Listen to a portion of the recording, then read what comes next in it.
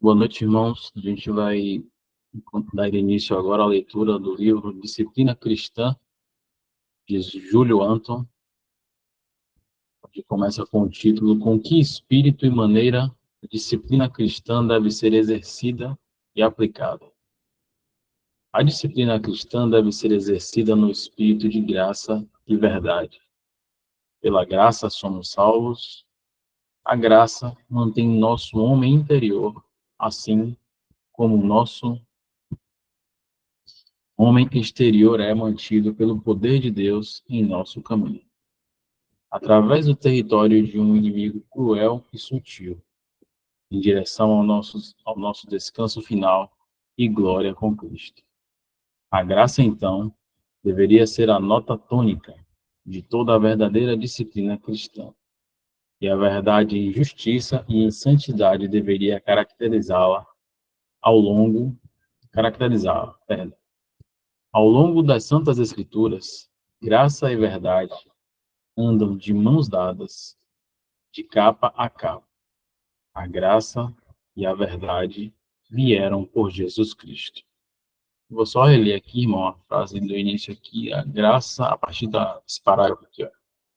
A graça, então, deveria ser a nota tônica de toda a verdadeira disciplina cristã. E a verdade, em justiça e em santidade, deveria caracterizá-la. Vamos lá, aqui embaixo. Tá bom aí, Jefferson.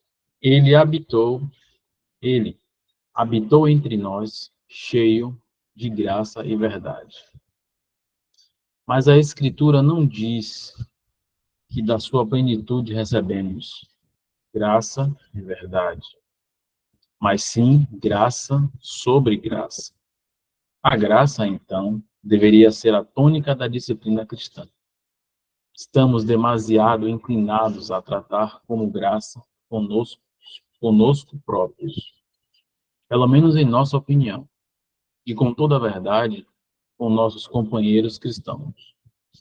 Sempre que for necessário lidar com nossas próprias faltas, queremos que nossos irmãos nos tratem com graça e verdade. Mas no caso da falha de um irmão, procedemos com muita frequência, como se estivesse escrito verdade e graça.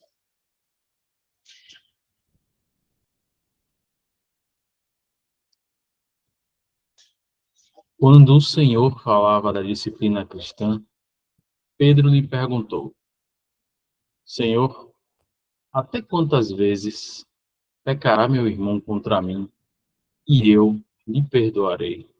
Até 7? Ele, evidentemente, pensou ter expressado a mais plena medida da graça ao dizer 7 vezes, sendo esta a expressão da perfeição espiritual. Mas qual foi a resposta do Senhor? Ele indicou um número ainda mais perfeito. Jesus lhe disse: Não te digo que até 7, mas até 70 vezes 7. E então acrescenta a solene parábola do rei que quis fazer contas com seus servos. Caro leitor cristão, talvez devamos nos perguntar: quantas vezes você e eu temos perdoado um irmão que pecou contra nós?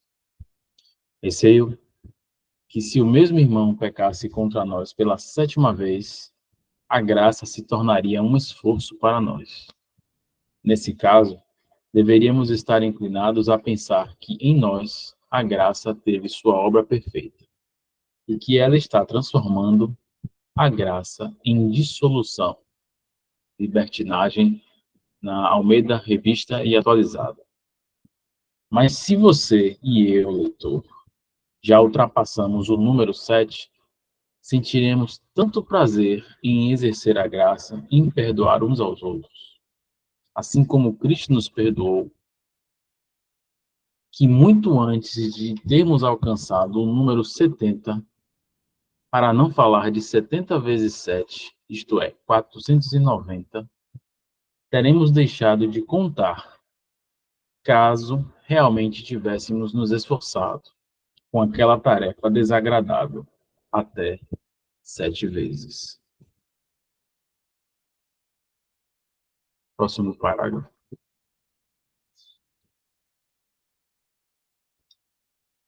Os irmãos têm alguma ponderação a respeito? O texto que a gente leu aqui em cima é um texto muito solene e interessante, né? Essa coisa da nossa inclinação, né? A gente é dirigente quando a gente vai julgar alguma coisa, julgar alguém, julgar algo, mas quando é para julgar a nossa própria ação e atitude, a gente diversas vezes é negligente, a gente costuma ser mais doce, ser mais brando, dar várias justificativas, pensar que poderia ser diferente, que não era bem aquilo como foi feito, como foi dito, mas com os demais a gente sempre vai com outra medida, né? Com outro peso, com outra medida. É interessante a gente pensar um pouco nisso, a gente meditar a respeito desse nosso comportamento, né?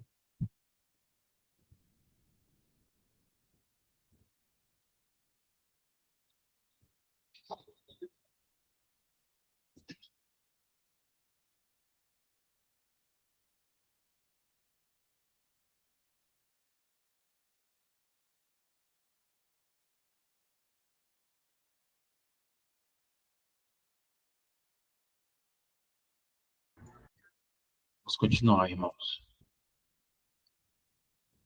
No 13º capítulo do Evangelho do Apóstolo João, essa graça manifesta-se em todo o seu caráter amável e comovente. Ali contemplamos Jesus como um filho sobre sua própria casa, exercendo disciplina no caso mais solene de Judas Iscariotes. Ali, a traição mais sombria que já existiu ou existirá teve que ser enfrentada. E com que espírito e maneira Jesus exerceu essa disciplina? Foi com a vara. O azorrague de cordéis em sua mão, como no caso bem diferente de João 2?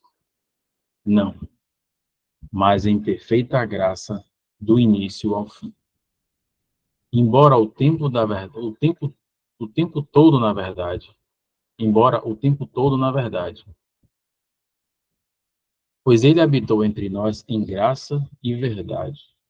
Quantas vezes nos casos nos quais a disciplina da igreja se tornou necessária, estamos inclinados a tratar graciosamente o irmão que pecou, se ele não nos ofendeu pessoalmente, especialmente se for nosso amigo ou parente nosso. Estamos, então, muitas vezes inclinados a colocar toda a ênfase na graça em detrimento da verdade. Porém, nos casos em que ele foi aborrecedor ou pessoalmente odiado por nós, estamos inclinados a fazer o oposto, colocando toda a ênfase na verdade. Quão diferente foi seu procedimento, que é nosso padrão assim como nosso Salvador. Quando a santidade da casa de seu pai estava em questão, ele tratou com verdade aqueles que contaminaram o templo. Mas no caso da mais negra traição e ingratidão de Judas Iscariotes contra sua própria pessoa, ele age com uma graça tão perfeita que para a mente natural quase parece que houve muita graça adiante da verdade. Mas logo veremos que este não foi, nem poderia ser o caso de sua parte. Com quem a graça nunca foi separada da perfeita verdade, e a verdade nunca da perfeita graça. Interessante aqui, irmãos, o autor ele faz uma comparação e mostra bastante, né? Tá bem visível a diferença do nosso comportamento com a que o Senhor Jesus, com o comportamento de nosso Senhor, que é o nosso exemplo, que é o nosso propósito, né? Interessante. Subir mais um pouquinho, Jefferson, por favor. Aí. Não são poucos os que se recusam a acreditar que Jesus poderia ter lavado aos pés de Judas Iscariotes, como tal graça mostrada a um traidor inescrupuloso e endurecido. Não apenas parecia jogada fora, mas dificilmente estaria de acordo com a dignidade do Senhor. Receio que aqueles que pensam assim tenham entrado muito pouco no espírito deste capítulo glorioso. De todo o seu teor e conexão, não pode haver dúvida de que o Senhor lavou os pés do seu traidor, assim como lavou aos de seus outros apóstolos. Compare os versículos 10 e 11. A mesma graça e amor que fizeram o bom pastor trocar o seu glorioso lar celestial por este mundo entenebrecido pelo pecado, o lar da miséria e da morte, a fim de procurar primeiro as ovelhas perdidas de Israel e depois as ovelhas que não eram daquele aprisco. Moveram aquele que era a graça e a verdade personificadas e a esgotar todos os meios dessa graça e verdade, para alcançar o coração e a consciência, até mesmo daqueles que, enquanto comia seu pão, levantou o calcanhar contra ele.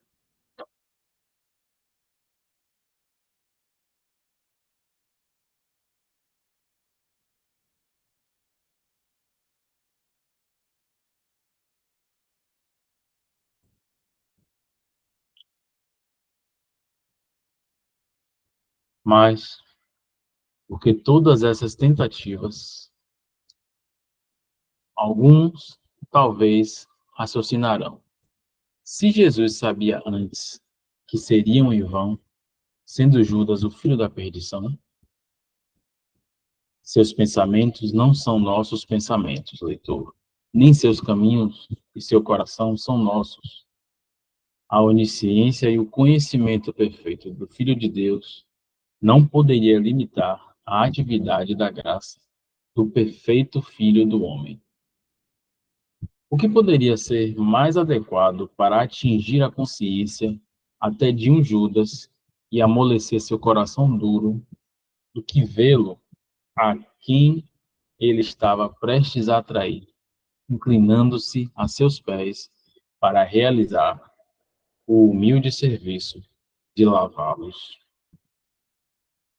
Deveríamos ter pensado que, cada vez que aquelas mãos que alimentaram aqueles milhares de famintos, curaram os enfermos e abençoaram as criancinhas, e durante mais de 3 anos deram ao seu apóstolo o pão de cada dia, e o abençoaram e partiram com ele.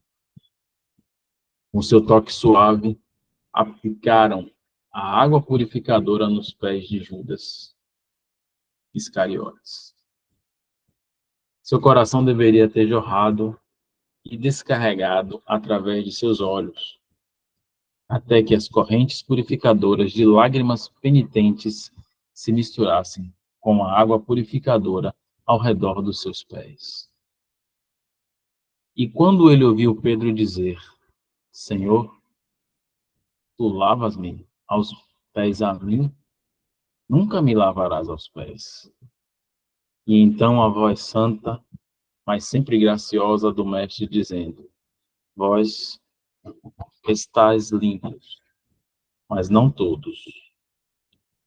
E quando ele, a quem Judas também chamou de Senhor e Mestre, se agachou aos seus pés para lavá-los, da mesma forma, não deveríamos ter pensado que os pés trêmulos do traidor teriam recuado, trazendo de joelhos publicamente para assumir sua profunda queda e a cobiça que causou isso? E quando a mesma voz calma, imperturbável e, ao mesmo tempo, tão graciosa, acrescentou aquelas palavras de advertência. O que come comigo, o que come o pão comigo levantou, o que come o pão comigo levantou contra mim o seu calcanhar. E quando Jesus turbou-se em espírito e afirmou, dizendo: na verdade vos digo, que um de vós me há de trair. Estas últimas palavras de graça e verdade, dirigidas ao coração e à consciência de Judas Iscariotes. E quando os discípulos olhavam uns para os outros, sem saberem de quem ele falava, não deveríamos ter pensado que se a menor centelha de um sentimento melhor estivesse em seu coração, ou o menor movimento de arrependimento em sua consciência, tal palavras ditas por tal mestre teriam evocado ali uma resposta?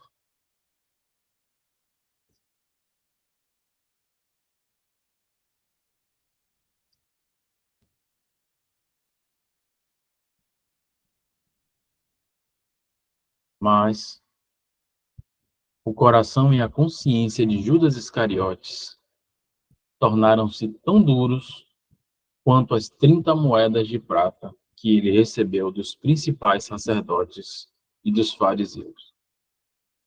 Por mais de 3 anos ele tinha caminhado ao lado do Filho de Deus. Ele tinha visto e ouvido suas poderosas e graciosas palavras e ações. Mas enquanto caminhava dia após dia, como testemunha ocular e auditiva, ou melhor, como um apóstolo ao lado dele, que era Deus manifestado na carne, seu coração era um oculto santuário de ídolos, onde o mamon da injustiça, Lucas 16:9, estava, estava entronizado. Somente o seu corpo, mas não o seu coração, estava na presença do Filho de Deus. Assim, todos os seus privilégios serviram apenas para endurecer inteiramente sua alma e tornar ainda maiores sua medida de responsabilidade, sua profunda queda e o julgamento que se seguiu.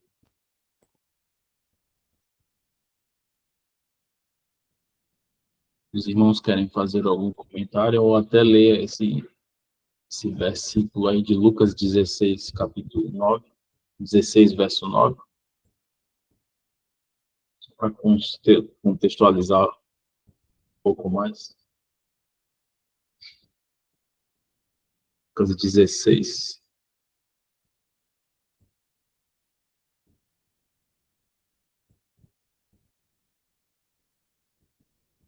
verso 9. Aí. E eu vos digo, granjeai amigos com as riquezas da injustiça, para que quando estas vos faltarem, vos recebam eles os tabernáculos eternos. Podemos voltar lá já, pessoal? Parágrafo novamente.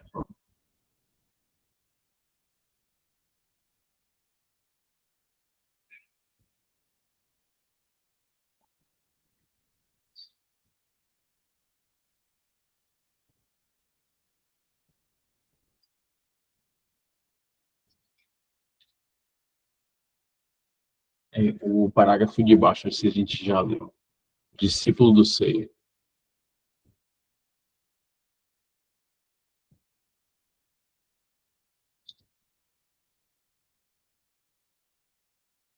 Se os irmãos tiverem algum comentário a fazer, fiquem à vontade, irmão.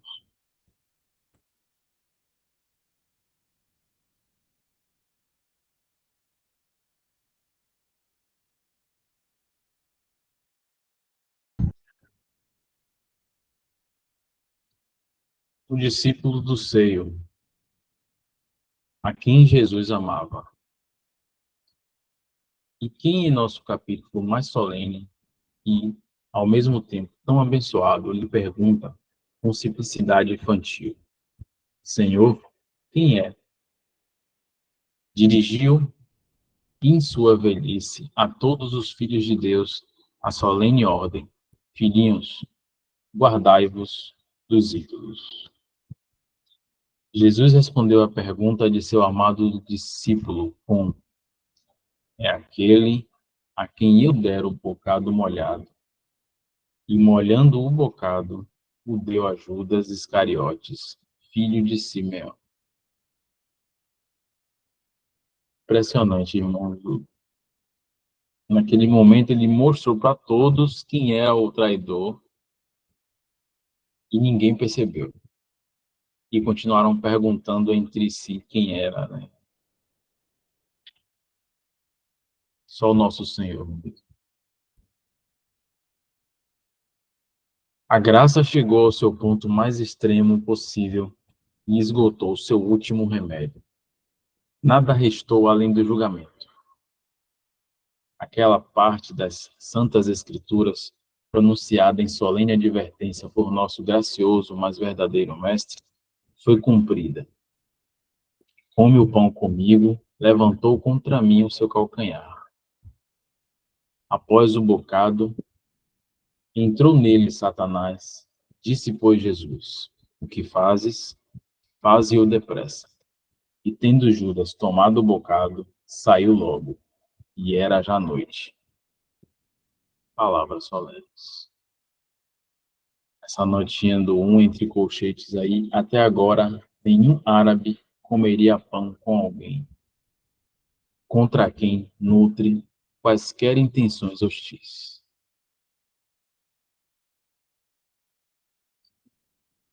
Mas Judas comeu.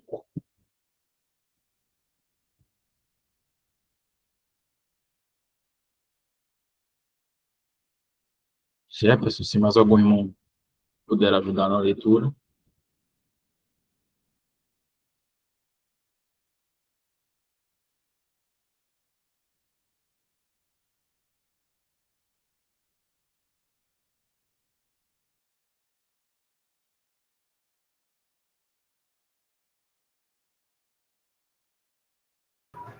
Ok, Renato, vou dar continuidade aqui.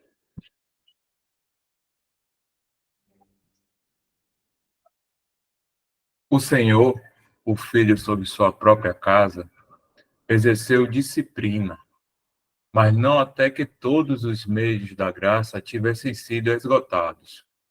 Compare 1 Coríntios 5:2.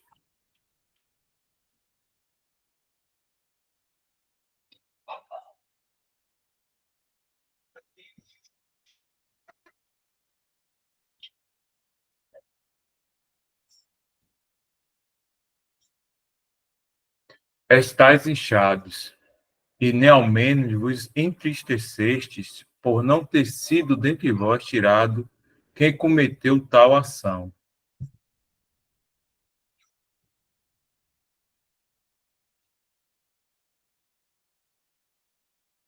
Leitor cristão, demorei-me mais do que o habitual neste caso de disciplina, único em sua terribilidade, não para julgar um traidor, mas para julgar nosso próprio coração traiçoeiro.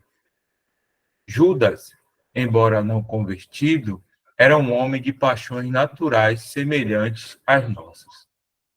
Com pouco, infelizmente, temos aprendido com nosso gracioso mestre, que mostrou tanta paciência e graça ao seu traidor, a exercer graça e paciência para com nossos irmãos errantes em Cristo, ignorando a ordenação do apóstolo da igreja. Irmãos, se algum homem chegar a ser surpreendido em alguma ofensa, vós, que sois espirituais, encaminhai. Está em Colchetes aqui, restaurai na tradução brasileira. O tal com espírito de mansidão, olhando por ti mesmo, para que não sejas também tentado. Gálatas 6. Como o irmão já frisou, se algum irmão quiser que esteja em comunhão comentando, fica à vontade.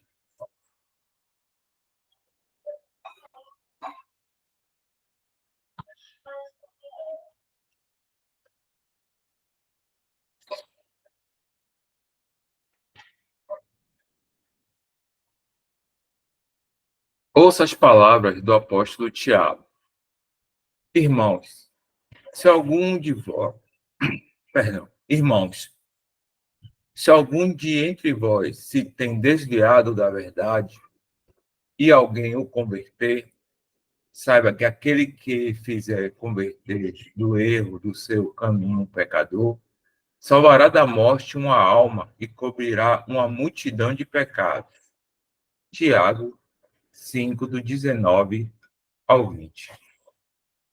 Quantas vezes exercemos a graça sem a verdade, ou lidamos com a verdade sem a graça? É difícil dizer qual das duas formas seria a pior.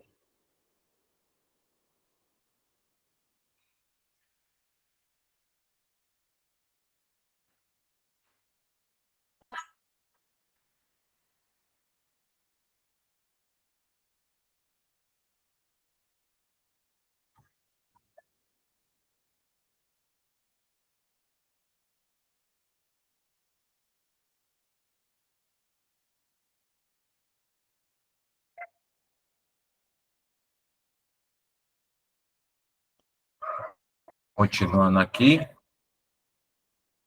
tem mais esse tópico aqui, de que modo deve ser aplicada a disciplina cristã? Uma pergunta. Tendo já falado sobre o modo de exercer. Irmãos, tá tendo alguma interferência aí de,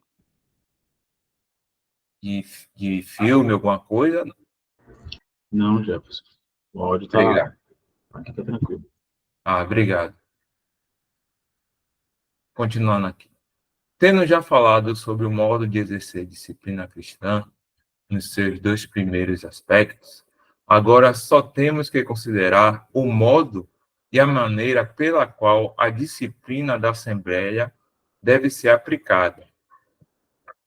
Em primeiro lugar, faremos bem em lembrar que a forma de aplicar disciplina na igreja está intimamente ligada ao espírito com que deve ser praticada, sobre o qual me detive no artigo anterior. Pois se no exercício da disciplina da igreja, o espírito da graça e da verdade dentro de nós, esse guia divino habitando em nós, não entristecido, ele não deixará de guiar no caminho e na maneira de realizá-la. Apenas, apenas estejamos sempre conscientes de que este bendito Espírito da verdade pode e nunca nos levará a agir sem e muito menos contrariamente à palavra ditada por ele mesmo, que é a verdade.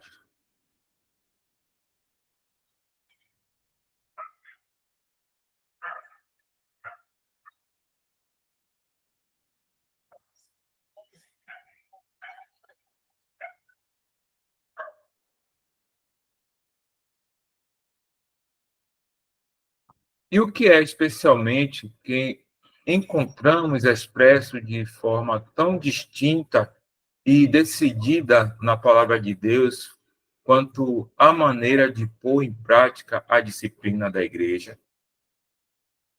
Não é a responsabilidade comum dos membros de Cristo diante dele, nosso cabeça em glória, bem como a responsabilidade mútua deles quanto a qualquer pecado não julgado que desonra a Deus, contaminando a Assembleia como tal. Tomemos novamente o caso de Corinto. Aquela igreja havia caído a uma condição espiritual tão baixa que se tornou desatenta à sua responsabilidade de purificar-se do fermento velho.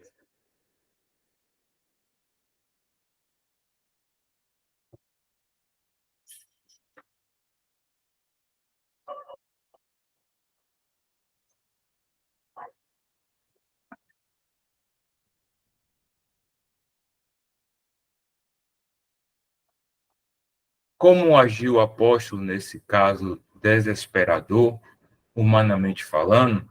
Ele, ele convocou uma conferência privada com Tito, Timóteo, Estéfanas, Fortunato e Acaico, e alguns outros de seus companheiros de labuta, a fim de chegarem a uma conclusão e decisão neste assunto. Será que ele disse a eles: a condição da igreja em Corinto está tão ruim e espiritualmente tão baixa, a vida espiritual tão fraca, a carne tão forte e prevalecente, e as consciências tão sonolentas e inertes, que não resta nada além de tomar o problema em nossas próprias mãos e nós decidirmos, em vez deles, em tirar aquela pessoa ímpia da Assembleia? Será que ele envia Tito, ou Timóteo, ou Estéfanas, a Coríntio com uma mensagem à Assembleia de que ele, como apóstolo, ou, digamos, ele e os outros irmãos com ele resolveram tomar a disciplina necessária da igreja em suas próprias mãos e, realizando isso por eles, expulsou aquela pessoa amada do meio deles? Qual teria sido o efeito de tal ação? Ora, se a igreja de Corinto tivesse se curvado a tal resolução e agindo de acordo com ela, tivesse considerado aquela pessoa iníqua como tendo sido expulsa do meio deles, teria agido no temor do apóstolo e dos irmãos com ele, em vez de agir sob a direção do Espírito Santo e no temor do Senhor. A consciência e o coração dos coríntios não teriam sido exercitados diante de Deus, em sua santa e graciosa presença, quanto ao mal que haviam permitido em seu meio. Ao se livrarem de um mal, teriam apenas aberto a porta para outro mal, trocando assim um fermento por outro.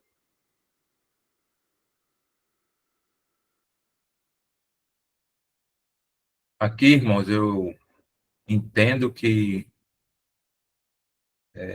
a decisão, né, não pode ser, apesar da autoridade de Paulo, não poderia ser tomada, no caso, por outra assembleia, ou membros de outra assembleia, né? Isso denota que, mesmo a, o corpo é só um, né? Existe o critérios, né, dentro de cada assembleia. Por isso que o julgamento, como o autor escreve aqui, deveria ser da Assembleia de Corinto, como foi, né? E ele fala aqui, né, sobre a direção do Espírito. A gente vai ver, não sei se ele vai citar aqui, Paulo, né? Ele escreve aos Coríntios, né? Que ele no Espírito e com o Espírito dos Coríntios,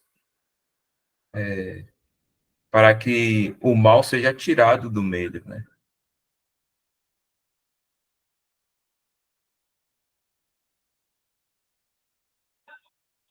Mas o que o apóstolo fez?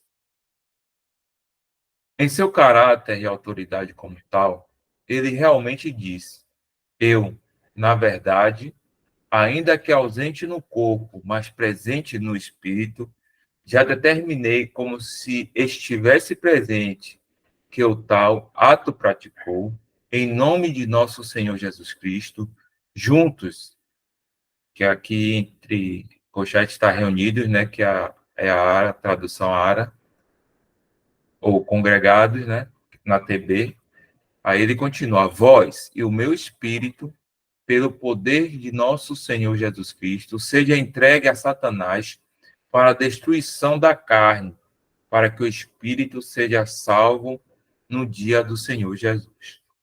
Só um breve comentário aqui, quando Paulo fala para ser entregue a Satanás, é a morte física, né? O cristão, ele não perde salvação. Então, é só importante estar sempre frisando isso, né?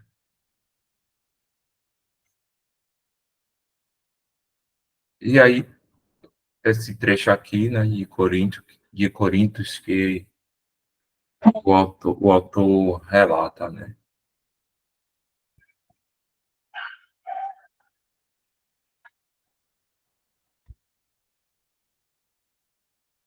Mas antes de tudo, o apóstolo diz: vós e o meu espírito estando juntamente reunidos com o poder do Senhor Jesus Cristo. Aqui está no versículo 4, né? Aqui a versão que ele cita é John Nelson Darby. Embora falando como apóstolo, ele se identifica inteiramente com a igreja de Corinto, simplesmente como um membro do corpo de Cristo, dizendo: vós e o meu espírito estão juntamente reunidos com o poder do Senhor Jesus Cristo. Não com meu poder apostólico. Ele procura trazer a consciência dos coríntios para a presença de Cristo, em vez de para a sua própria presença apostólica, para que possam agir no temor de Cristo e não no temor do apóstolo, isto é, no temor dos homens. Embora, em virtude da sua autoridade apostólica, ele estava entregando aquele ímpio a Satanás para a destruição da carne. Se eu não estiver errado aqui, é Jó 2, capítulo 2, do 6 ao 7. Tô certo, irmão? É Jó, né?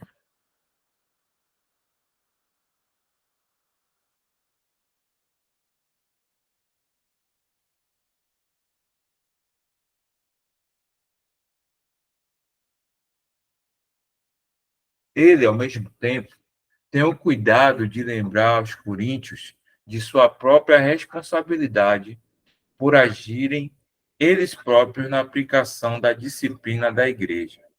Pois ele continua: não julgais vós os que estão dentro, mas Deus julga os que estão de fora. Ele não diz: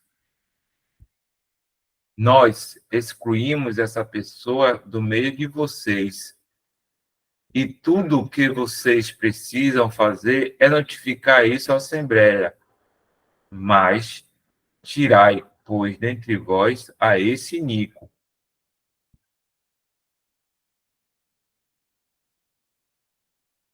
É verdade que o mesmo apóstolo escreve aos Hebreus: obedecei a vossos pastores, ou guias, né? E sujeitai-vos a eles, porque eles velam por vossa alma, como aqueles que hão de dar conta delas, para que o façam com alegria e não gemendo. Por isso, não vos seria útil. Também faremos bem em lembrar que o apóstolo escreve aos Coríntios no final da mesma epístola: pois rogo, irmãos, sabeis que a família de Estéfanos é as primícias da Acaia, e que se tem dedicado ao ministério dos santos, que também vos sujeiteis aos tais e a todo aquele que auxilia na obra e trabalha.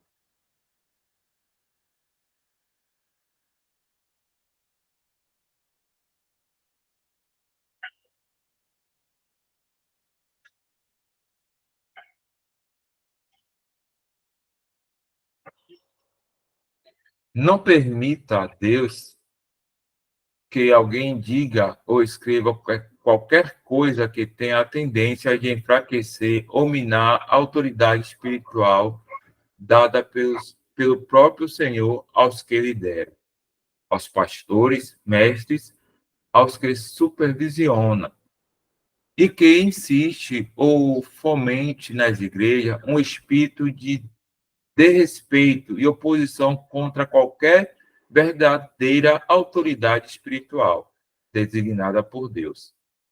Tal espírito não vem de cima, mas de baixo, como aprendemos na Epístola de Judas, onde somos advertidos contra dois extremos malignos. Um é o de desculpe, um é o de admirando as pessoas por causa do interesse, e o outro é o de desprezam a dominação e maldizem as dignidades.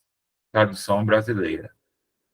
Cada um, cada um dos dois é um grande pecado, mas enquanto o primeiro é inerente à natureza humana, embora não seja menos pecaminoso e odioso, o último é diretamente diabólico e abominável.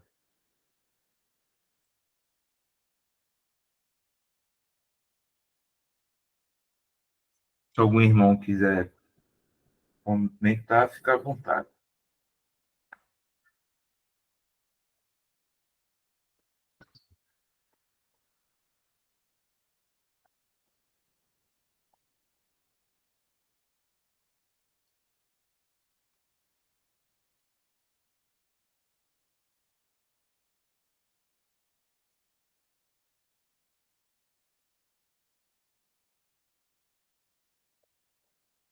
Se algum irmão puder olhar aí o chat, não sei se foi no chat, e eu agradeço. Eu tô com o livro aqui aberto na página, aí eu tenho que voltar para o Meet para poder ver.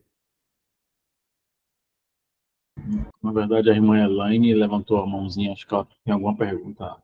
Jefferson. Irmãos, os irmãos que estão à mesa do Senhor, eles também pode acontecer isso deles assim fazer desses pecados que o Mano falou, ou não?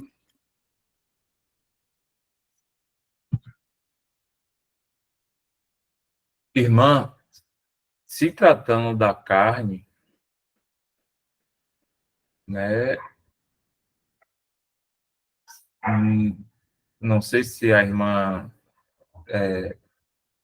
já ouviu de outros irmãos, a exemplo, né, que a Inglaterra foi o berço dos irmãos rendidos no nome do Senhor, né? E se eu não tiver errado, praticamente não tem não tem muitas assembleias, né? Lá por causa de muita falta de julgamento, né, irmão? Perdão, irmã. Por quê? Por causa de relações pessoais, né? Como fosse assim, esse é meu parente, então ele não pode ser julgado. Ah, esse aqui eu considero mais do que o outro, né? É falta de julgamento. Por isso que o autor ele cita, né, a carta de Coríntios, principalmente na questão do fornicário, né, que estava deitando com a mulher do pai. Então, por isso que a palavra diz, irmão, para nós nos julgarmos, né? Para nós nos julgarmos e, e o Espírito Santo ele age na Assembleia porque é o lugar que o Senhor se coloca no meio. E o Senhor é santo. Então, muitas situações, o Senhor vai usar um irmão, uma irmã, até para não é a questão de dizer, ó, o irmão tem pecado, mas para que isso venha à luz e seja julgado. Por isso que nós vemos muito em Coríntios, por isso que tem muitos que estão fracos e doentes, irmã, e muitos dormem. Lembra dessa passagem de Coríntios? Dorme é morrer, né? Porque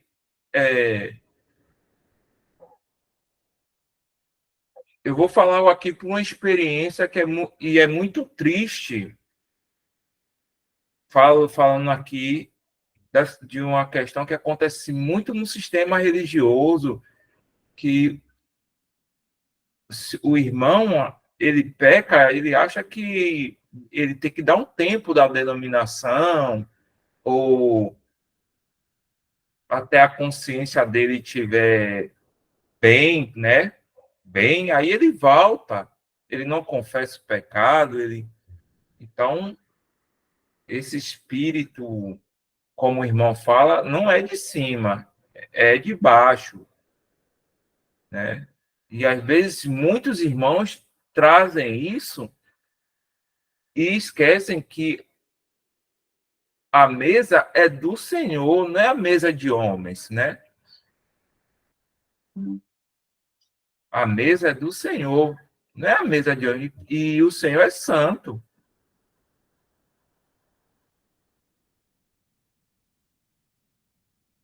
Deu para entender um pouco, irmã? Sim, mano, muito obrigado por me ensinar, mano.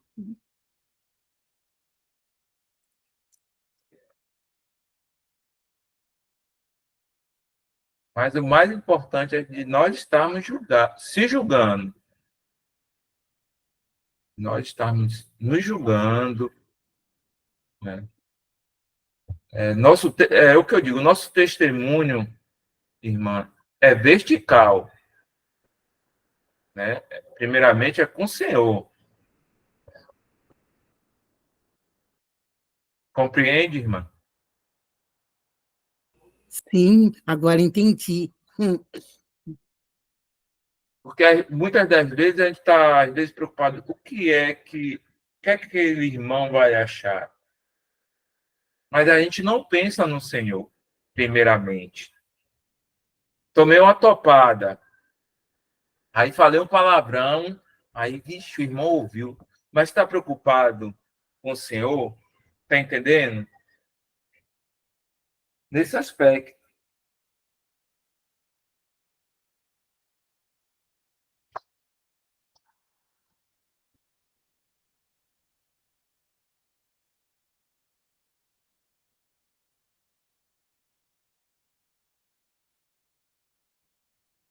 Mas quando aqueles que têm sido vistos como líderes tornaram-se tão desatentos à sua responsabilidade para com o Senhor e à sua obrigação para com a Igreja de Deus, decorrente da posição que ocupavam ali, a ponto de tentarem, especialmente em casos da disciplina da Assembleia, conduzir as consciências dos santos praticamente para longe de Cristo, sob sua própria superintendência e autoridade, eles não devem mais ser considerados nem tratados como líderes, mas como enganadores ou impostores. Irmãos, eu acho que alguém está tentando entrar na sala, eu vou só ver quem rapidinho.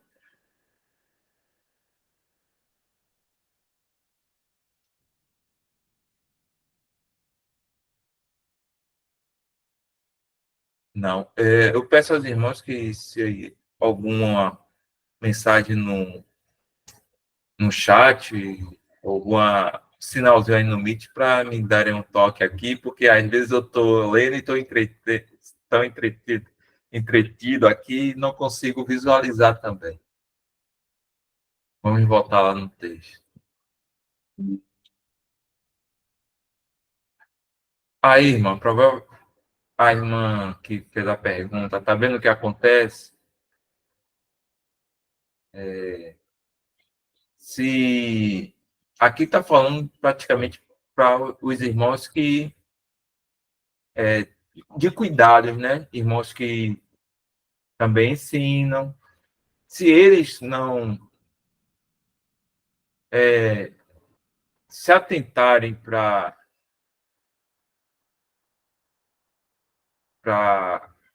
essa questão da disciplina na Assembleia e julgar e não julgar,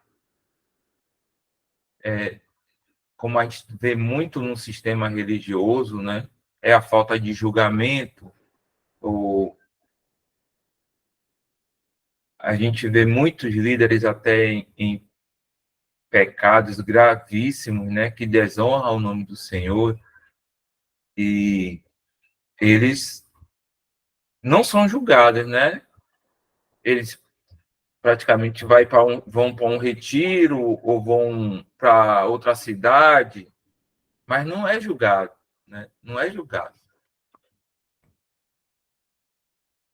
Mas aqui o irmão está tratando aqui sobre irmãos da Assembleia, né? Peço até desculpa por ter feito esse comentário, mas aqui eu só queria dar uma ênfase para nós estarmos entendendo, mas aqui vou até estar repetindo aqui, irmãos, esse parágrafo, mas quando aqueles que têm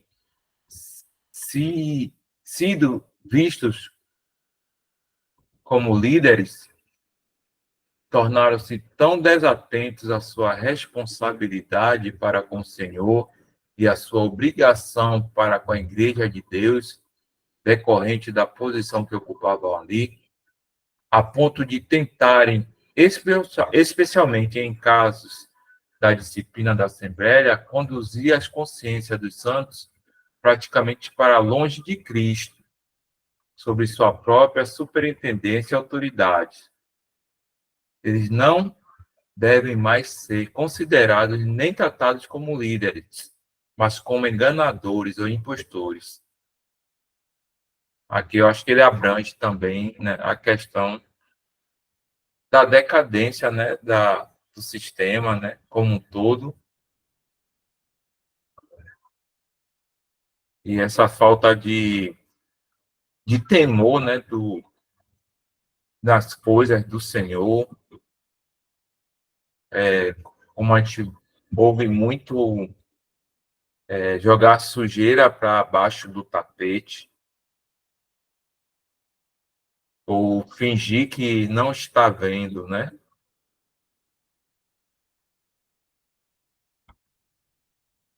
Então, a gente tem que estar buscando sempre a santidade e firmar nossos olhos nessa pessoa que é digna, né, de toda honra e glória. E não negligenciar o que o Senhor tem dado de luz e e desse alimento que nos ajuda a cada dia, né?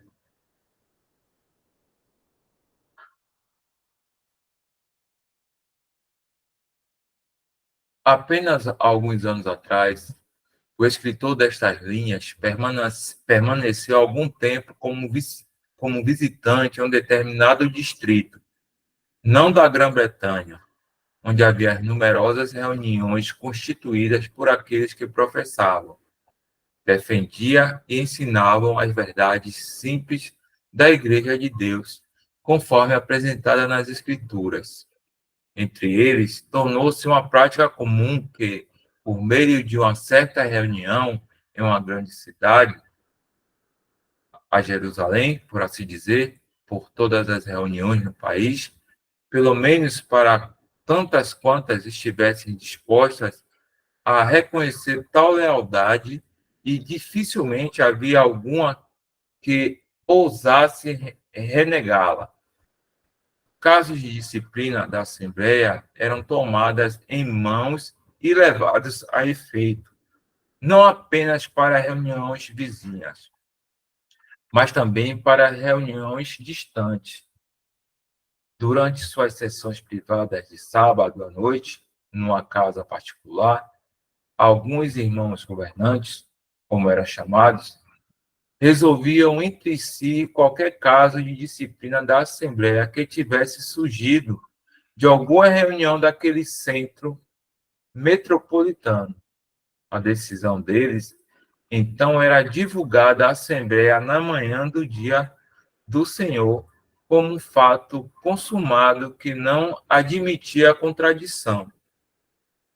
Mas esses irmãos governantes não limitaram a sua atividade aos casos da disciplina na Assembleia ao qual eles pertenciam. Eles também se ocupavam de questões de disciplina da igreja que surgiram em reuniões vizinhas e até mesmo em reuniões distantes. Então, enviaram um ou dois delegados à reunião em questão, a fim de notificar aquela reunião no próximo dia do Senhor como um fato consumado que tal irmão ou irmã foi tirado fora da Assembleia pelos irmãos em Jerusalém. Numa dessas ocasiões, ocorreu até que um irmão que protestou contra tal procedimento também foi excluído por insubordinação. Onde está o temor de Deus em tais procedimentos? Onde está a palavra de Deus para justificá-los? O que acontece com a direção do Espírito Santo na Assembleia? E quanto ao devido respeito à consciência dos santos? Dominais sobre elas com rigor e dureza. Eu livrarei as minhas ovelhas da sua boca, e lhes não servirão mais de pasto. Ezequiel 34:4, se eu não estiver errado. Versículo, perdão, irmão. Aqui, primeiro dominar sobre elas com rigor e dureza, Ezequias 34:4. E aqui, eu livrarei as minhas ovelhas da sua boca, e lhes não servirão mais de pasto. Se eu não estiver errado, então aqui é o mesmo capítulo e o versículo é o 10.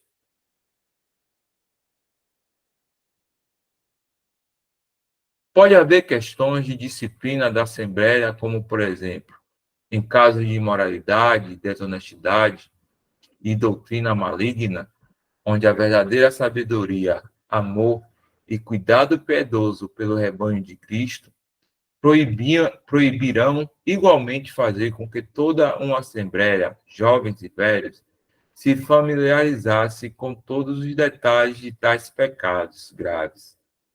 Tal procedimento não só não seria útil para a condição espiritual dos santos, especialmente dos jovens, mas muitas vezes seria exatamente o oposto. Dificilmente se pode imaginar algo mais prejudicial à vida espiritual, ao progresso e ao crescimento de uma assembleia do que tal procedimento. O mesmo aconteceria em casos de doutrina maligna, onde a influência envenenadora da alma muitas vezes se mostraria ainda mais desastrosa.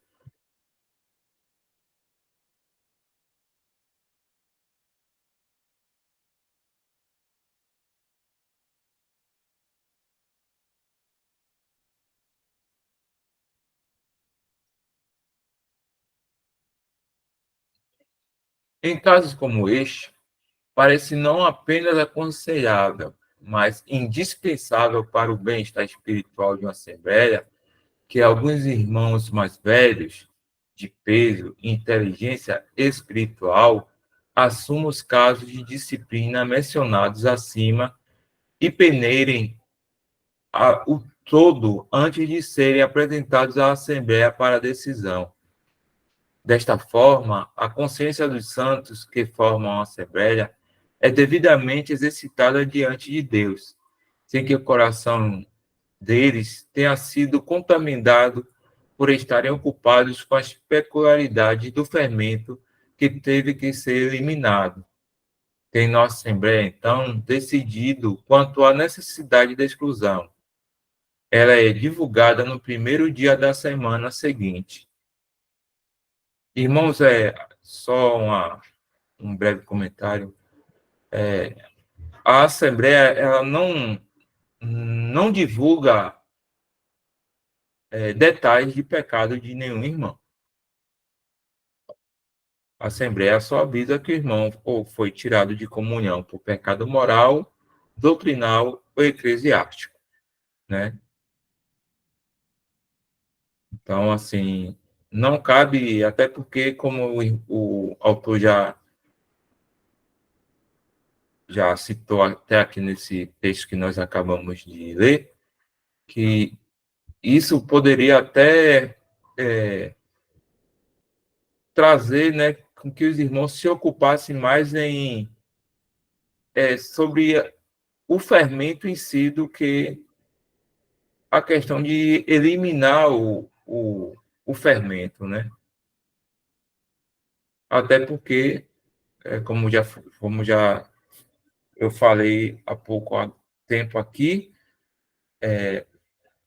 a, a santidade ela tem que ser mantida na Assembleia. Por isso que eu aprendi até com os irmãos mais antigos de caminhada que quando nós estamos reunidos, o Senhor é Senhor de todos. Quando cada um sai e vai para os seus lares, vai para que eu não gosto nem dessa palavra, né? Vida que citam muito que é a vida secular. Nós somos crentes em qualquer lugar. Cristão é cristão em qualquer lugar. Então, irmãos, aí é o Senhor de Jefferson, é o Senhor de Renan, é o Senhor de Welton, é o Senhor de Isaac, né? Então, com esse entendimento, né? Nós devemos estar caminhando.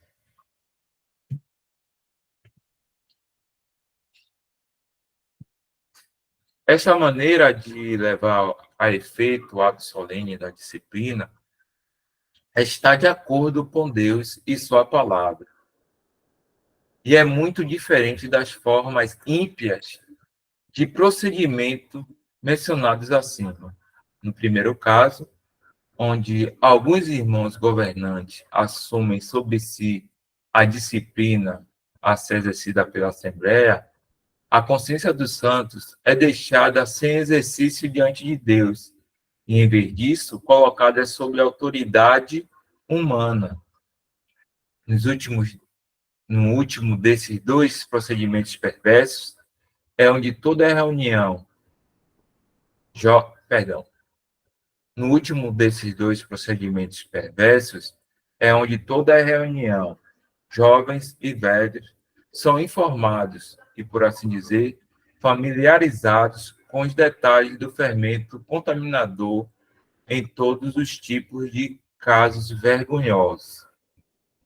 Há um perigo muito grande para o coração, especialmente dos tenros cordeiros do rebanho, familiarizando-se com o mal e, consequentemente, insensíveis ou indiferentes, se não forem realmente envenenados por ele. É difícil dizer qual dos dois seria o pior: o endurecimento da consciência pela falta de exercício diante de Deus, ou a contaminação e envenenamento do coração devido ao excesso de exercícios e detalhes que exigem disciplina. Deixa eu ver aqui, irmãos, falta muito para a gente estar. Vamos só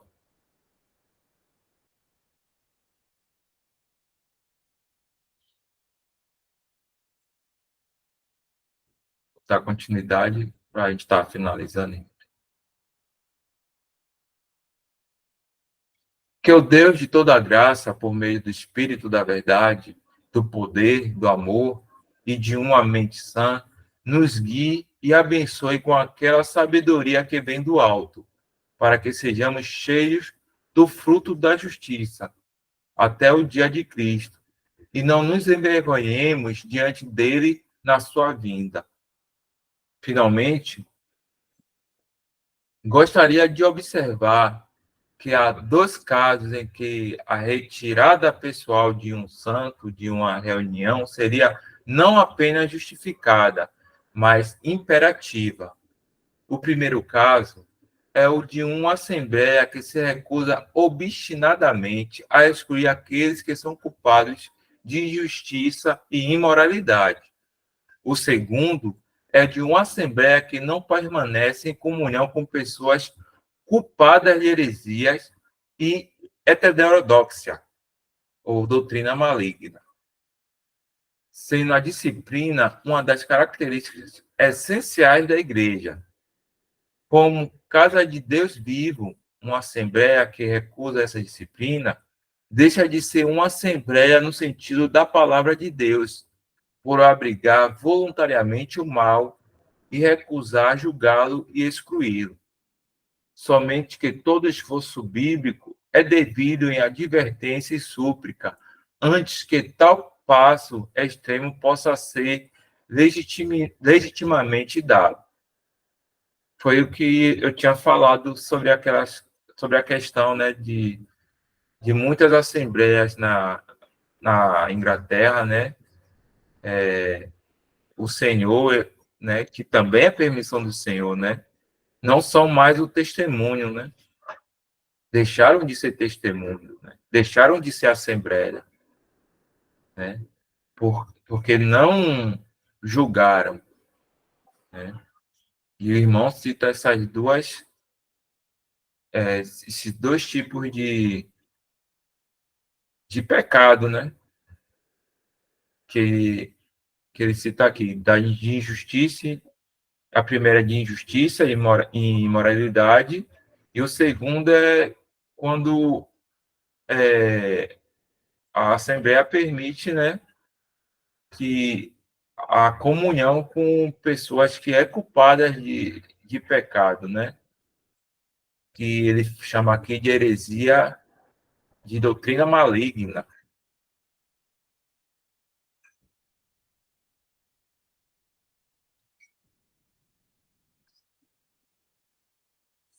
Só esse trecho, irmão, para nós estarmos finalizando. Quanto à obrigação divina de cada crente de separação absoluta em caso de heresias e heterodoxia, isto tornou-se, especialmente nesses tempos trabalhosos e últimos dias, um assunto de suma importância, que, antes de encerrar essas observações sobre a questão cristã disciplina, pretendo oferecer em meu próximo artigo algumas observações distintas sobre este assunto.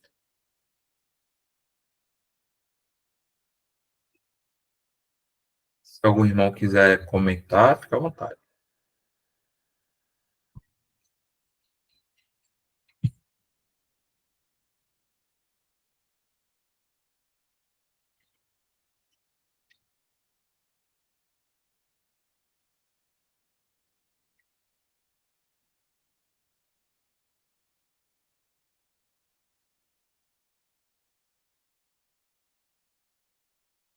Irmãos, já são 9h35. Só vou tirar uma foto aqui para colocar lá no grupo, né? Para o próximo sábado. Graças ao Senhor, mas essa leitura, continuidade, né, do livro que nós finalizamos na semana passada, que é Disciplina Cristã, E aqui já é disciplina cristã, parte 2. Irmão Isaac, você pode agradecer? Vamos. Só vou tirar a gravação, irmão.